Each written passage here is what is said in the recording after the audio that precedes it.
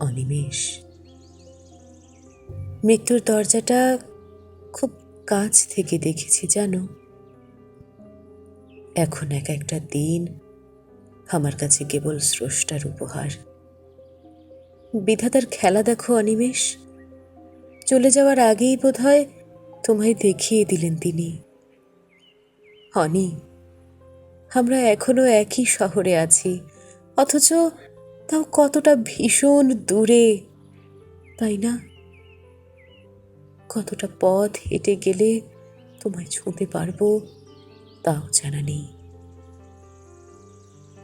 অনি, তুমি ভালো থেকো। যদি কোনোদিন পারো এসে একবার ছুঁয়ে দিও, হোক সেই মুহূর্তে আমার শরীরটাই আর প্রাণ নেই।